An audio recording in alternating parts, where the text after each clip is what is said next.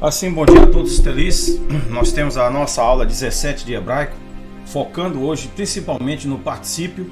Nós vamos ter uma lista de vocabulário, agora para que você possa ter lá no Google Drive a lista completa do vocabulário usado no texto hebraico. E com isso vocês vão ter a condição de observar essas palavras dentro do texto hebraico. O aconselhamento que eu dou é que cada um tenha o seu texto em hebraico, principalmente a Bíblia Estudo Cartesia. Pode ser capa flexível, que é a mais simples, e pode ser também a capa dura, e pelo menos um léxico de hebraico, porque isso vai contribuir sobremaneira para o entendimento.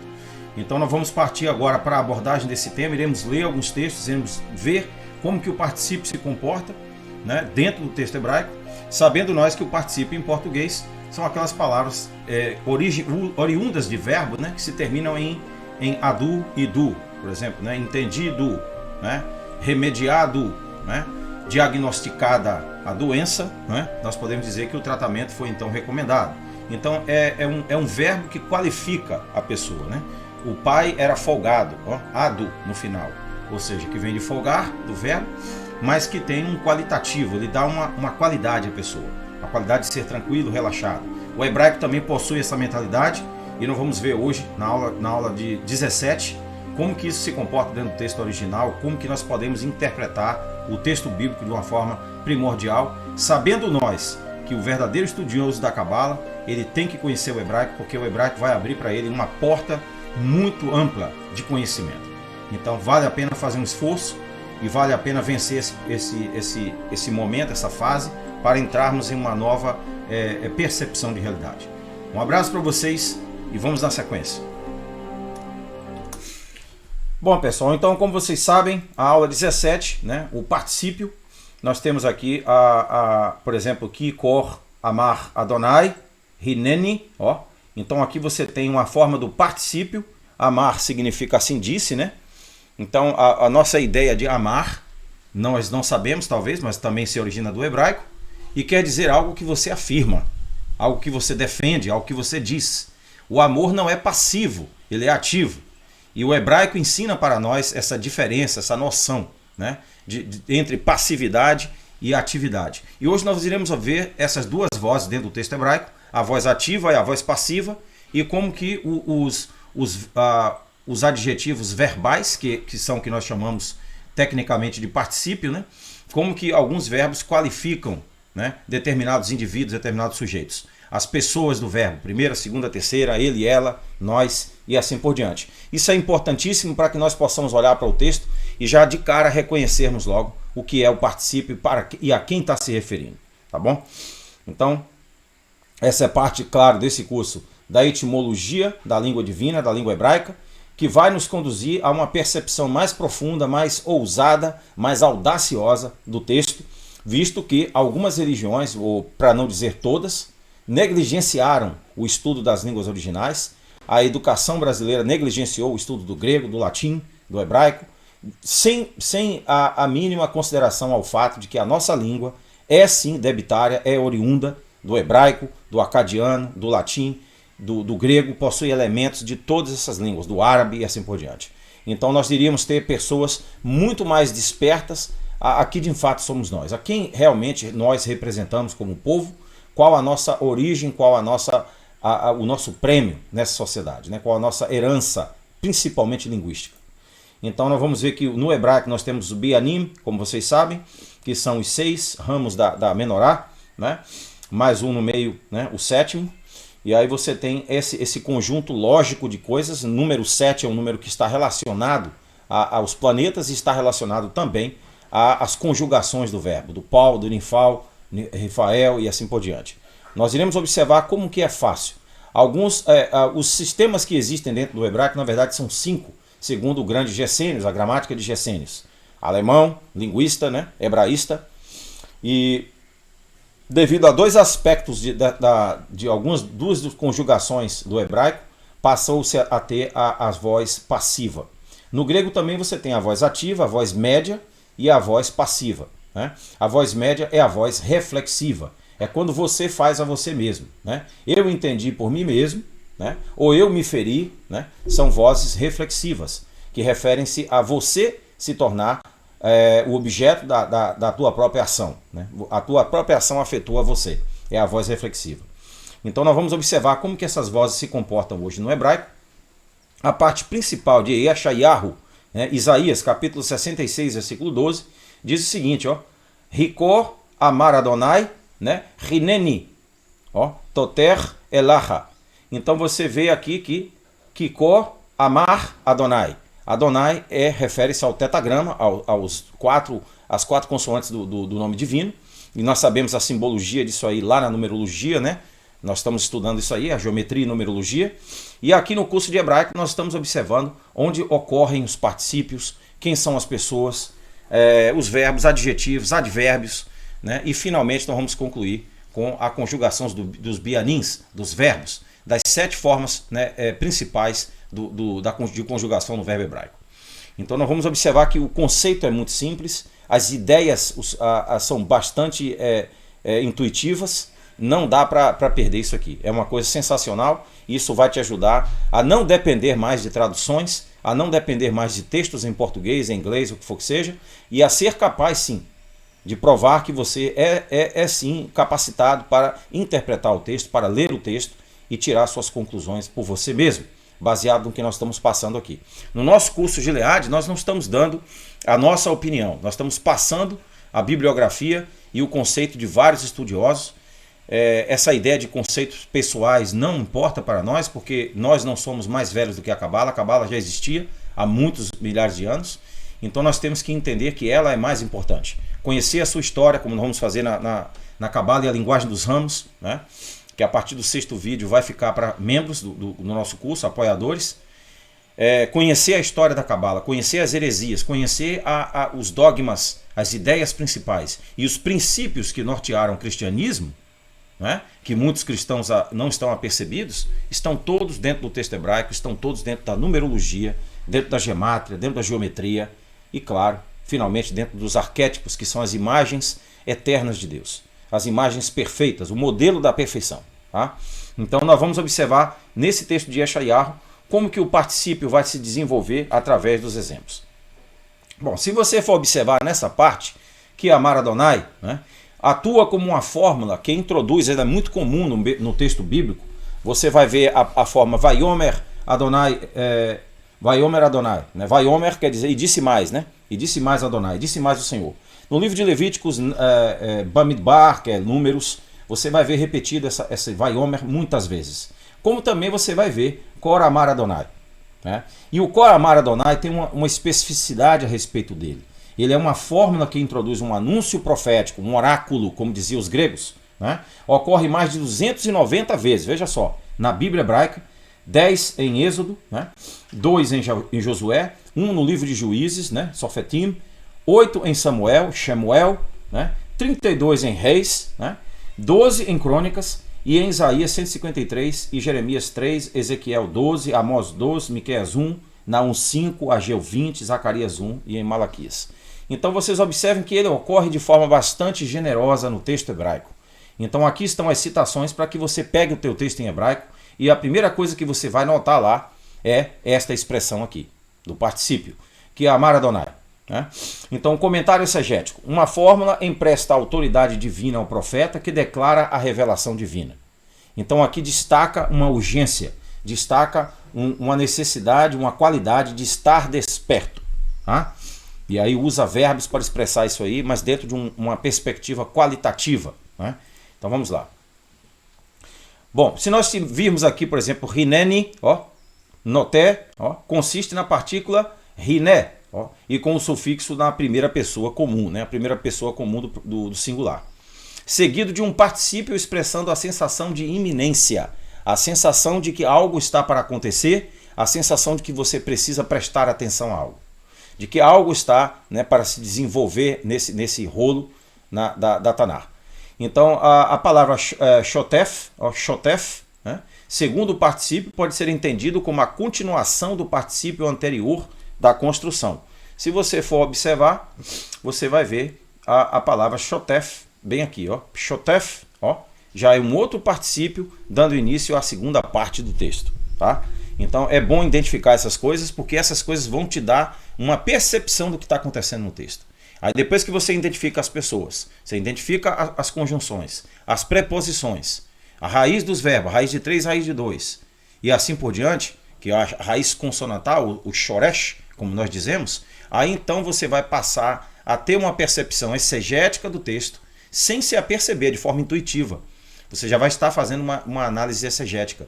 E isso vai fazer com que, se você se concentrar em cada passagem do que você está lendo em hebraico, em pouco tempo, dentro de um ano, eu te digo, numa leitura constante, sistemática, você vai se tornar um grande mestre no hebraico, porque você vai conhecer essa língua nos seus pormenores. Tá bom? Então a escrita no hebraico e a língua era importantíssima, e o oráculo, que era verbal, né, que era oral, era passado também para os israelitas, né, e para nós também, né, de uma geração para outra.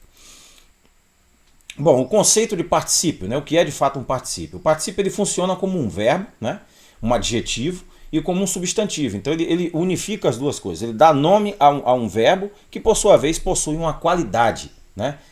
Ser folgado, por exemplo, né? Do verbo folgar quer dizer uma pessoa relaxada, uma pessoa descansada, né? Então você veja que aí está a ideia do particípio. Ou seja, em sua forma verbal, ele está descrevendo uma pessoa, lugar ou coisa, que pode ser um conceito, uma ideia, um pensamento. Como verbo, particípios descrevem uma ação contínua, seja no passado, presente ou futuro. Como adjetivo, quando usado na voz passiva, o particípio está fazendo uma afirmação sobre o substantivo que está modificando. Por exemplo, na frase o homem é abençoado, o bem-aventurado é um particípio passivo e está funcionando adjetivamente. Então você tem aqui, ó, ha-ish, né? Barut, né? A baruch, porque aqui você tem a sheva no final, então ele tem um som não vocálico. Então você vai ler ha-baruch, ha-baruch. Se ele tivesse aqui um kametz, aí você ia dizer bareh-ha, ha. Então com o kametz ele vai ficar ha-ish, que é o artigo definido ha, para homem, né? Ha-baruch, né? Ou seja, o homem bem-aventurado, o homem abençoado. O adjetivo bem-aventurado em hebraico, né? Baruch, ó, que é um particípio passivo do kal, que é a primeira forma do bianim, né? A primeira forma dele, que literalmente significa aquele que está sendo continuamente abençoado, né? Aquele que está sendo favorecido. É isso que diz o texto. Os 5, né, /7, né? Travessão 7 aí, bianim. Então, os verbos hebraicos podem ser classificados em qualquer um dos 7 bianim, né? Aqui está bianim. Cada bianim retrata um aspecto particular do literal da raiz shoresh, que significa raiz. A palavra bian, né, em hebraico, significa um edifício, uma estrutura. Eu já mostrei a vocês que, na verdade, se refere a uma árvore. Por isso que a árvore é o símbolo da Cabala, porque está ligado diretamente à conjugação dos verbos. Então vocês observem que os rabis, os líderes judaicos, eles não veem a gramática como estando separado da numerologia. Eles estudam tudo juntos. Eles adquirem um conceito como um todo e não de forma separada, como que se fossem disciplinas à parte, mas sim como uma disciplina única, como um só conhecimento. Então eles adquirem uma forma de conhecimento muito mais sólida, porque eles analisam os seus vários aspectos. A palavra bianim em hebraico significa um edifício ou estrutura, como disse, uma árvore. A ideia de que podemos construir todos os verbos obedecendo a regras. Daí vem a ideia do estruturalismo na linguística, né? Se você estudou alguma com Ferdinand de Saussure, por exemplo, na Suíça, na linguística você vai observar o estruturalismo. E o estruturalismo parte de quê, gente? Parte do estudo do hebraico. Quando você estuda o hebraico ao nível linguístico, você passa a entender que existe sim uma estrutura que um depende do outro. Então um raciocínio conduz ao outro. É uma forma perfeita de lógica, né, gramatical, dos elementos da gramática. Então, o bianim vem do shoresh de 3 formas, né? O benuhe, né? O benuhe, que está relacionado a outro shoresh, o benunum, que significa compreensão e que vem da cabala de biná. Então vocês observem que dentro da própria gramática do hebraico você já tem lá as ideias fundamentais da cabala, né? Você sabe que a Santíssima Trindade é um código, não é algo literal, né? E que vem dos 3 sefirotes superiores da cabala, Hokmah, Binah e Keter, que são as sefirotes superiores, que é o triângulo perfeito. É daí que vem a ideia da Trindade, né? Algumas pessoas interpretam literalmente isso aí, mas não é literal, gente. Isso é um símbolo geométrico que é produzido através da observação de uma gemátria dentro do texto original. Então vocês observem que a compreensão, né, procede de Shoresh. Então você veja que o próprio hebraico já está impondo a você uma forma de compreensão, né, uma diretriz de compreensão, uma abordagem muito feliz. Né, porque Binaim está relacionado com Biná, que significa entendimento. E que entendimento a Bíblia está nos mostrando aí com os elementos gramaticais? O entendimento dos princípios da Cabala, dentro da própria gramática. É por isso que eu estou fazendo o hebraico junto com a numerologia e geometria sagrada e junto também com a história da Cabala, que é a Cabala linguagem dos ramos, juntamente com a Cabala prática, a clavícula de Salomão. Porque para nós aqui, já está ficando claro para os membros do canal que todas essas ciências, na verdade, são uma só. Assim como a psique, que é a alma, lá com o Wilhelm Reich, onde nós vamos estudar o Maslow, o Wilhelm Reich, as ideias do Carl Jung e assim por diante, do Freud. Nós iremos fazer um levantamento completo da obra dele, de Wilhelm Reich, mas claro, dentro do contexto em que ele estava, sem desconsiderar as influências que ele sofreu de outros mestres, né? E quais são as coadunâncias, o que se coaduna entre esses homens. Né? Isso vai enriquecer o nosso conhecimento. E aí nós vamos perceber que, na verdade, é uma ciência só. Então nós vamos perceber que existe sim uma conexão entre todos esses temas, estão todos perfeitamente interligados, destacando aspectos diversos do mesmo tema, que é a Cabala universal. Então, através de estrutura, podemos entender os verbos hebraicos, através do estruturalismo. Não se esqueçam, lembre-se do estruturalismo na linguística de Ferdinand de Saussure. Né? Nós iremos entrar a fundo ainda muito nesse assunto. Nós estamos analisando a prévia, né? Os elementos gramaticais, e depois nós iremos entrar num tratamento profundo da Taná, juntamente com todos os comentários de linguistas e hebraístas e assim por diante, que irá elucidar para nós muita coisa e irá deixar bem claro como que essa língua é realmente divina. Então, na gramática do grande mestre Gesênios, que é uma das gramáticas que eu estou usando aqui nesse estudo, né, a gramática de Gesênios, ele diz que existem 5, mas que na verdade esses 5, por causa da forma passiva, 2 formas passivas, acabam virando o quê? 7. E todos os 2 números estão relacionados, 5 e 7. Dentro da gemátria, é isso que nós vamos observar. Quando nós analisamos esse mesmo tema dentro da numerologia e geometria sagrada, lá no curso, nós vamos observar que eles todos se combinam, eles se falam, eles têm um diálogo. Os números, eles são perfeitamente conectados. Nós temos que descobrir qual a forma da gemátria para que nós possamos entender a matemática de uma forma como que o George Cantor, o Galileu e outros mais, Euler, né, o Riemann, todos eles entenderam a gramática de uma forma muito mais profunda, né, do que tem sido passado. Então o Cal, o Nifal, o Piel, o Rifil, o Rifael, o Pual e o Rofal. Então aqui estão, né? Aqui tem, por exemplo, uma forma, o Rifael, por exemplo, você tem o Rifael, você tem to kill oneself, né? Matar-se a si mesmo, quer dizer, uma forma reflexiva, a ação está partindo para cima dele mesmo, está voltando para ele, não é isso? Então aqui você tem a forma passiva, aqui a forma reflexiva, aqui em cima a forma passiva, que é o Rifil, que é causar a morte, causar, matar, fazer com que alguém morra. Então aqui você tem a forma passiva, né?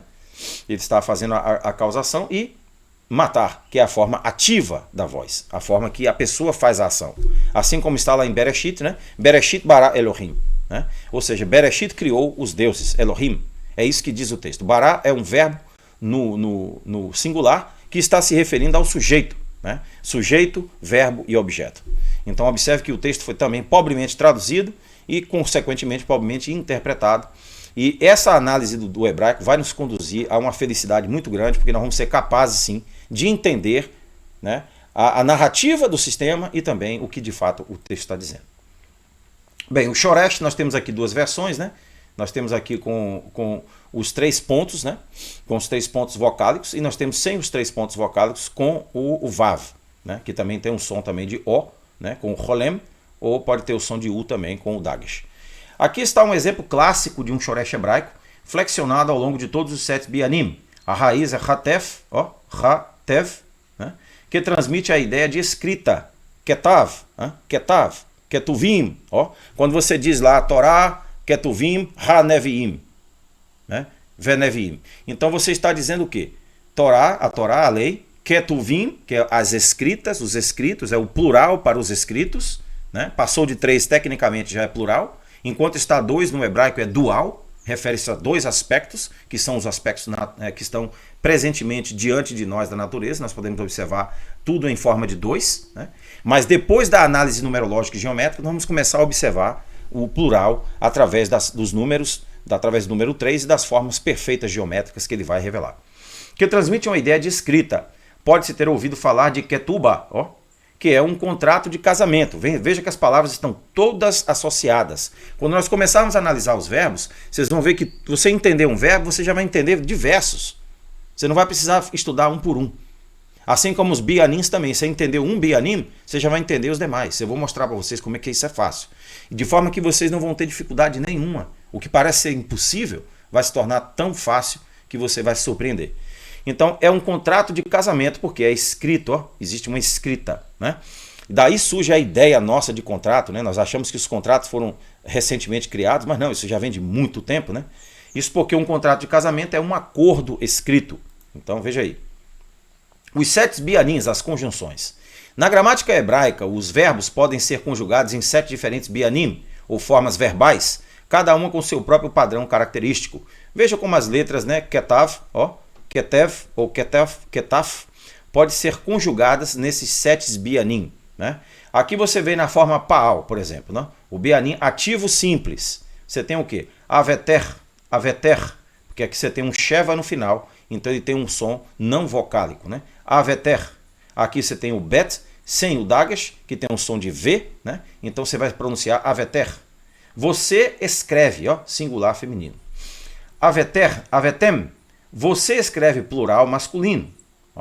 Nifal, você tem o binyan passivo, né? A linguagem passiva, quando você sofre a ação de outra pessoa, né? De uma terceira pessoa, ou de uma terceira coisa. Então você tem aqui nekate, nekat, você está escrito, singular feminino. Nekatem, você está escrito plural masculino. Então você vai perceber dentro da linguagem do texto hebraico essas formas do verbo, essas terminações, e vocês vão entender exatamente em que forma que o verbo está, juntamente com o particípio. O rifil, né? O binyan causativo, aqui é quando você causa, né? a ação. Você faz escrever, singular, que é rovat, rovat. Aqui você tem rovatem, você faz escrever plural masculino, aqui o singular feminino. Rufal, você tem o binyan causador passivo. Você é obrigado a escrever. Você é obrigado. Então você está obedecendo a uma terceira pessoa. Você está seguindo algum sistema. Você não é o agente ativo da ação. E com isso o hebraico vai mostrar para nós, dentro do texto, a necessidade de nós sairmos da passividade e passarmos sim para a atividade. Deixarmos de ser passivo diante das coisas e aprendermos a ser ativos, né? Ou como se diz em muitos lugares, proativos, né? Então vamos lá. O rukat, você é obrigado a escrever, singular feminino. Rukatem, vocês sabem que no final tem sempre um M, é um plural, né? Você é obrigado a escrever, plural, masculino, né? Rukatem. Então você observe que as formas do verbo vão indicar exatamente quem são as pessoas que estão por trás do verbo. Primeira, segunda, terceira, singular e plural, tá bom? Vamos lá. O shoresh bianim, na continuação, nós temos o rifael, que é o binar reflexivo. Como é que fica? Você escreve para si mesmo. Você é o produtor, é o agente da ação, e você é o próprio objeto receptor daquela ação do verbo. Então você tem uma voz reflexiva, singular feminino. Ribatem, você escreve para si mesmo, plural masculino, né? Ou seja, vocês, vós, né? O pual, por exemplo, o binam intensivo passivo. Você tem o pukat, pukat, você está intensamente escrito, você escreve intensamente, vamos dizer assim, singular feminino. Pukatem, você está intensamente escrito na questão do plural masculino. Então, vós, né? Aqui eu estou botando numa pessoa do singular para que vocês entendam já a conexão com a pessoa do plural. Então você vai já entender uma conexão automaticamente no hebraico a partir da terminação da palavra. Você já vai saber que é a segunda, mas é no plural, é no singular e assim sucessivamente. Então, Rifael, o binaim intensivo reflexivo. Então aqui você tem a ribat, porque aqui você tem uma vogal sheva, né, que não é vocálica. Então você tem aqui ri, bat, ribat, ó. Você escreve intensamente para si mesmo, singular feminino. Ribatem, você escreve intensamente, ou vós escreveis intensamente, né, para vós mesmos, que é o plural masculino. Estas são as conjugações da raiz betekar, né, betekaf, que nos 7 binaim soam dessa forma, se apresentam dessa forma e vão aparecer no texto hebraico. Tenha em mente que a conjugação de verbos em hebraico é complexa, claro. Você vai aprender através da leitura, da prática, não sem prática. E as formas podem variar com base no tempo, gênero, número e outros fatores. Esses exemplos fornecem uma visão geral básica de como a raiz pode ser conjugada no bianim. O particípio ativo kal. O particípio é um adjetivo verbal substantivo, consequentemente leva terminações adjetivas ou substantivos, incluindo a construção. Não há terminações verbais. E assim você tem, o particípio é um adjetivo verbal, como nós dissemos, substantivo, que leva terminações adjetivas ou nominais. Ela está associada à qualidade, né, de uma pessoa, ela dá uma qualidade, né, ao rei e assim por diante. A um servo do rei dentro do texto bíblico, estou falando do contexto bíblico. Né? Ele não possui pessoa ou sujeito em si mesmo, apenas gênero e número. Portanto, um sujeito substantivo ou pronome geralmente acompanham-o quando usado como verbo. Tá? Então vamos lá. Exemplos no texto hebraico. Por exemplo, você tem aqui verhu, né? Vocês sabem que ver é a conjunção, hu, né, é o pronome para ele, né? Verhu, ó, yoshev, verhu yoshev. Ele estava habitando. Ó, Gênesis capítulo 14, versículo 1. Você pode conferir lá. Você tem também aqui, ó, roler, né, hu, que basicamente está substituindo aqui o sujeito, ele, para o segundo lugar, né? Primeiro está vindo o particípio. Ele estava indo, ó, roler, né? Quando você diz assim, eu vou dar um rolé, você não sabe, talvez não se aperceba, de que você está falando hebraico sem querer. Rolé, ó, significa caminhar, andar, deslocar-se, né? Circular, dar voltas e assim por diante. Números capítulo 22, versículo 22. E aqui você tem também sofer, ó, chofer, dam, ha-dam, ó. Qualquer um que, dam significa o sangue, né? Qualquer um que derramar o sangue do homem, ó. Então, sofer, né? Ram, dam, ha-dam. A Adam está com o artigo definido aqui na frente. Então, ele está especificando a pessoa, o sujeito. Ele está personalizando, articulado, né? O nominativo. Então, Gênesis capítulo 9, versículo 1. Vamos lá. O lugar do pronome com o particípio, né? O pronome pessoal que atua como sujeito no particípio pode ser colocado antes ou depois do particípio. Nenhuma das posições é considerada enfática. Então, elas podem ser colocadas ou antes ou depois, não existe diferença. Por exemplo, vocês vejam lá que eu dei o exemplo de verhu, né? Yoshev, ó. Rolé, ó, hu, né? Ele estava caminhando, né? E assim por diante. Então, vocês observem que o ele aqui, o pronome, né? Vocês sabem que nós usamos primeiro o nome, depois o pronome, claro, mas aqui o pronome está ocorrendo tanto no início quanto no final. Vocês vão encontrar as duas formas no texto hebraico. Não surpreenda. Então aqui você tem, né, no livro de Bamidbar, capítulo 22, versículo 22, uma passagem bastante interessante, bastante polêmica também, né? Porque aqui vai definir para nós que o nome Satã, né, aqui está Satã, ele é usado no hebraico não para indicar exatamente a mesma coisa que nós estamos pensando, né? Um ser mitológico de chifres e rabos e assim por diante que criaram para nós, né? Ele está simplesmente se dirigindo àquela pessoa que é o teu opositor, seja ele quem for, uma mulher, um homem, um animal, o que for, uma situação que ocorre diante de você, ele recebe o nome de Satã, ou seja, aquele que se opõe, o adversário, aquele que te dificulta a vida. É isso que diz o texto hebraico original. Então ele não está necessariamente personificando, apesar de que no outro nível de leitura do hebraico, como vocês sabem, existem 5 níveis, né? Tem a narrativa, né?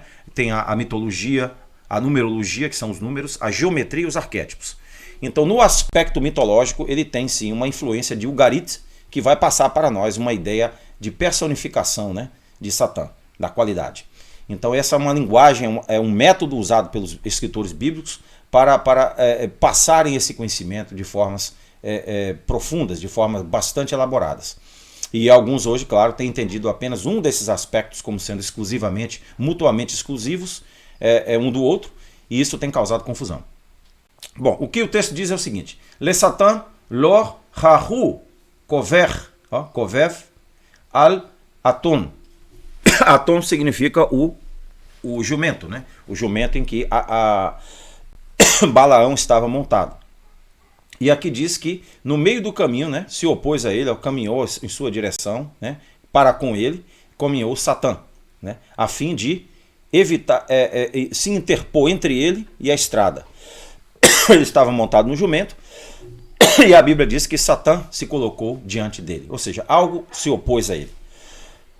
Basicamente é isso que o texto está dizendo. Nós sabemos que o texto não é interpretado literalmente, é interpretado simbolicamente. E as traduções em português, mais uma vez, aí nos deixam a ver navios, porque elas colocam o anjo do Senhor, né? Para não tentarem, para não correrem o risco de traduzir essa palavra aqui, ou até mesmo de transliterá-la, o que causaria uma certa confusão, de acordo com o que eles nos ensinaram, né? Que esse é um ser mitológico e assim por diante. Então vocês observam que o texto, quando você começa a analisar em hebraico, ele começa a revelar aspectos e coisas que você não havia pensado antes. Então você vai ver que muitas pessoas estão falando coisas que realmente baseiam-se mais na tradição, nas convenções religiosas, sociais, do que necessariamente numa análise lexical, semântica, exegética, hermenêutica do texto. Que é isso que nós vamos empreender aqui nesse curso, como nos demais cursos também. Então, Bamidbar é a tradução em hebraico para números, né? Transliterado aqui, Bamidbar em hebraico, 22, versículo 22. Le Satan lo hahu horev al oton. Oton significa, Aton significa o jumento, né? O que a Balaão estava montado. Vamos lá. Então, como indicado nos exemplos acima, né, o particípio deve concordar com o seu substantivo ou pronome em gênero e número, podendo perceber ou seguir o substantivo ou pronome. Os homens, por exemplo, aqui você tem ha-anishim, anashim, anashim, e você sabe que im é plural, né? Então aqui está anash, é outra palavra, além de ish, que é usada no hebraico para homens, e vocês vão saber com o tempo na numerologia como que esses nomes realmente se diferenciam um do outro. O que ish, Adam, né, e anashim, ou anash, quer dizer. Né? Eles têm aplicações diferentes dentro do texto hebraico, mas nós vamos observar. Aplicações que dizem respeito ao nível espiritual. Né? São palavras de magia, porque essas palavras possuem números perfeitos. E nós vamos analisar isso aí. Então, Ha'anashim, né? Yeshevim, os homens estão sentados. Né? Ha'nashim, Hamerut. Então, Hamerot, porque aqui você tem o Holeb, Hamerot. Então, as mulheres estão mantendo. Ó. Shomer, Hameler. Aqui você tem o artigo no Meler, que quer dizer o rei. Né? O rei está mantendo. Ó. Hameler, Shomer. Então aqui você inverteu, você botou o rei primeiro e colocou depois o particípio em segundo lugar. O rei está mantendo, né? Ele está mantendo. Ele é um mantenedor, vamos dizer assim. Né? Então você observe como é que funciona dentro do texto hebraico as ideias e o fato de que os nomes podem ser primeiro colocados ou segundo. Tá? Não importa, o significado será o mesmo. O reconhecimento do particípio do ativo cal envolve 3 chaves. Né? Quando você encontrar qualquer uma dessas 3 chaves, você vai saber que você está lidando com o cal. Um raulan acima da primeira letra raiz do verbo. Né? Você sabe que todo verbo possui raiz de 3 e 2, e alguns até quadrilaterais. Né? O hebraico moderno, que é o hebraico mais jovem, possui mais, né, do que o hebraico clássico original, mas nós estamos estudando o hebraico bíblico, que é o hebraico que não é falado, é o hebraico que é usado para ler a Bíblia, ler o Talmud, ler as literaturas rabínicas e judaicas, a literatura sacra. Ocasionalmente, este rolém aparece como uma vogal rolém na letra completa, como por exemplo, ó, você tem aqui shomer, ó, né, e você pode usar também sem o vav. No caso de yashev, ó, o ponto acima do she, que é o sim aqui, né? Se o ponto está aqui, ele tem um som de she, ó. Se ele está na última haste, ele tem um som de s. Então ela é uma letra que tem é uma letra só, mas tem 2 significados. Isso é o motivo de algumas pessoas acharem que o hebraico tem 23 letras ou tem mais, além das 22, porque na verdade tem sons diferentes. Tá? Servem como rolém e o ponto que distingue o shim do sim. As terminações nominativas, singular e plural, absoluto e construto. Você vai observar as terminações nominativas para definir se é um cal. E em terceiro lugar, o sujeito que vai acompanhar. O sujeito vai identificar também quem é a pessoa que está falando, agindo, né, no caso. A forma alternativa do particípio singular feminino não ocorre com frequência. Por exemplo, quando você tem o et no final, né, et, que representa o feminino, geralmente você não vai encontrar, né, no cal particípio. Quando o artigo definido precede o particípio, o único verbo a tomar o artigo, usando o pronome relativo que ou qual, né, permite uma tradução suave para o português. Então isso aqui é com o tempo, isso aqui é mais ou menos um ano de leitura dentro do texto hebraico. Você sabe que o estudo da Cabala não é um estudo para um final de semana, não é um estudo para 2, 3 dias, é um estudo que vai envolver a tua vida. Isso não é um estudo que vem para ficar por alguns dias, é um estudo que vem para infiltrar dentro do teu coração, da tua mente. Então esse conhecimento vai transformar a tua vida ao passo que você vai observando coisas que você não conseguia ver antes. Evidências constantes físicas, razões específicas, linguísticas e assim por diante, e você vai corroborando todos esses aspectos para entender que você está estudando uma ciência sagrada. Exemplos no texto hebraico, Shemot capítulo 11, versículo 5. Então aqui você tem faraó, ó, faror, esse é o termo em original, que significa faraó, né? Faror, ha, ishev, ó, ishov, porque aqui você tem um rolem, ishev, né? Oshev, no caso, porque aqui tem o som de O, o iod passou a ter o som de O, Oshev, ó, al-kisor, que é o trono. Então aqui diz que faraó estava sentado sobre o trono. Aqui está, ó, faraó. Como nós sabemos, o Egito é na África, então não tem como a gente imaginar faraó com os olhos azuis e o cabelo louro, né? Não tem como. Continente africano. Então, esses homens construíram estruturas absolutamente magníficas, com uma geometria espetacular, e não é de admirar que os judeus saíram do Egito, né? Fugiram do Egito. Então a Bíblia diz que em Atos que Moisés teve acesso a todo o conhecimento dos egípcios.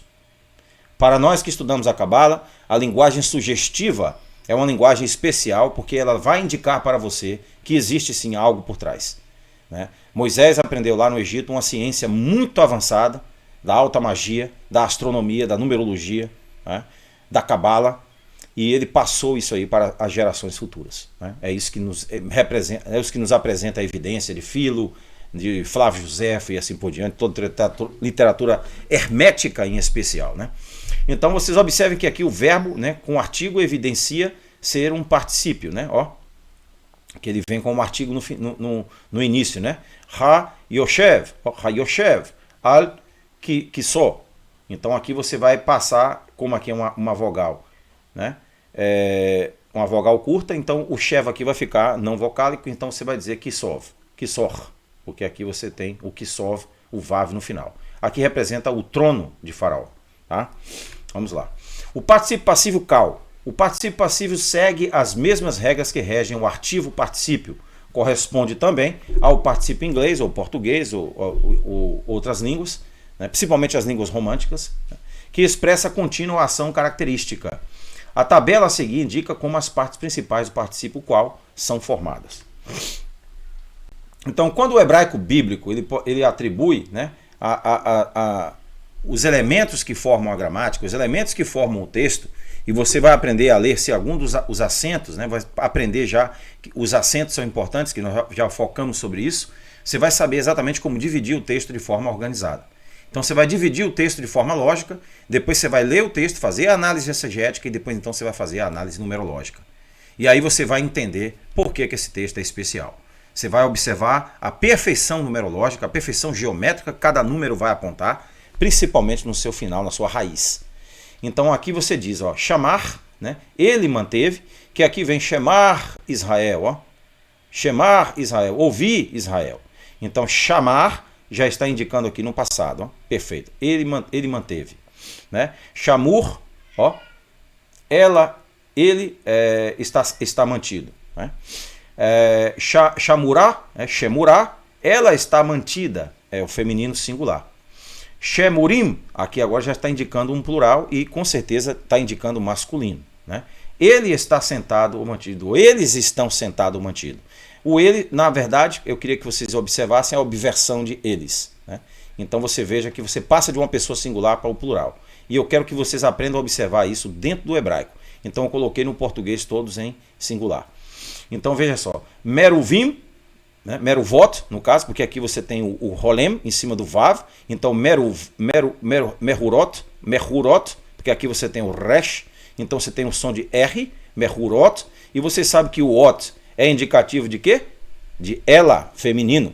Então aqui está o plural, aqui é o plural masculino e aqui é o plural feminino, né? Merurot, ela está sendo mantida, né? Ela está sendo mantida. Então, Yashav, ele sentou, forma ativa.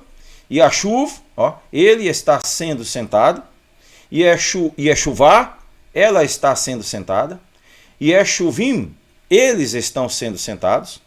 Yeshuvot, elas estão sendo sentadas. Então você observa que ela tem uma coerência com as pessoas do verbo, com os pronomes e assim por diante, incrível, que permite com que você, dominando uma fase do hebraico, você automaticamente já vai definir o que o verbo vai ter, porque o verbo vai ter esses mesmos elementos incluídos dentro do verbo, como sufixos e como prefixos. Então você vai identificar isso de forma muito clara, só é você identificar as partículas. Tá? Assim como com o particípio ativo prefixado com o artigo definido, o pronome relativo, traduzindo o particípio passivo, normalmente utiliza quem ou qual.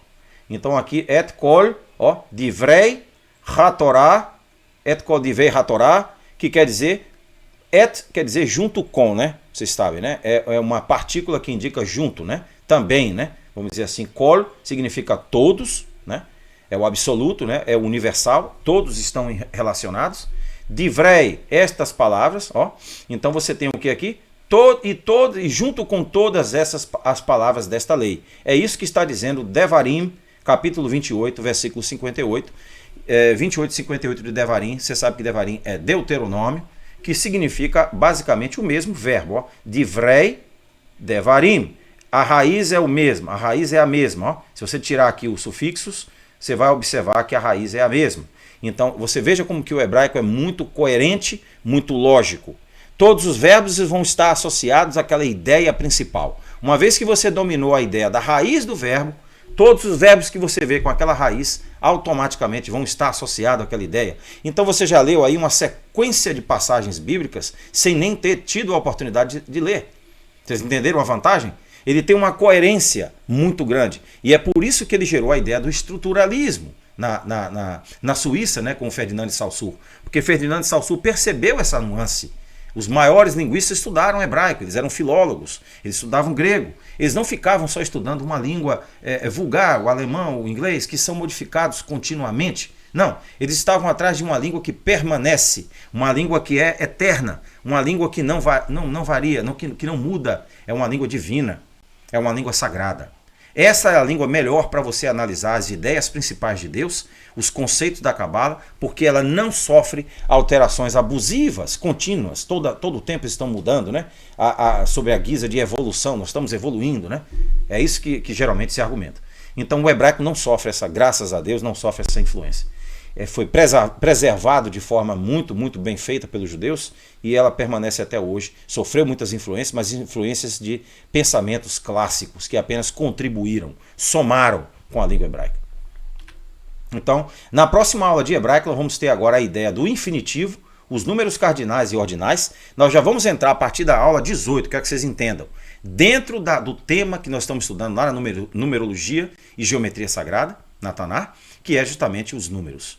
Nós vamos saber como que a Bíblia expressa conceitos através dos números e que os números não estão lá só para ordenar os versos ou versículos, como nós dizemos, como os terrilins, os salmos e assim por diante. Eles estão lá sim para nos transmitir conhecimento esotérico, metafísico, gnóstico, que não está sendo percebido na sua vasta maioria, mas aqui nós vamos explorar isso com toda a dedicação, porque esse é o nosso forte. Então o infinitivo, números cardinais e ordinais é Had, Shataim, Shalosh, Arba, Hamesh. Então nós vamos analisar todos esses números que estão na Taná e nós iremos ver agora a relação dos números com a interpretação final do que nós estamos lendo no texto. E nós vamos confluir a gramática hebraica junto com a numerologia e, consequentemente, a história dessa literatura magnífica que é a literatura sacra judaica e da Cabala e da linguagem dos ramos. tanto na sua forma Neyut, que é na sua forma teórica, como Masit, na sua forma prática, na alta magia. Um abraço para vocês, Shalom, para vocês, Shabbat Shalom, e não esquecendo que agora está começando, né, o Hashanah, que está começando o Rosh Hashanah, que é o ano novo judaico, segundo aqueles que seguem o calendário judaico, que é um calendário que não é igual ao calendário gregoriano e oferece muito mais vantagens em comparação com o nosso calendário. É um calendário muito antigo e que tem uma lógica bastante acentuada. Então um abraço para vocês todos, tenham um ótimo sábado, fiquem com Deus, e amanhã nós teremos a segunda aula de Wilhelm Reich e a sua psicologia, a ergonomia, né? O seu holismo psicológico, porque ele não está falando só da psique, mas ele está falando do homem como um todo.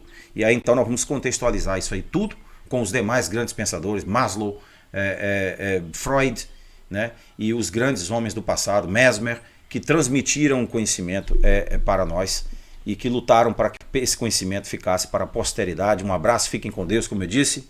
Shalom.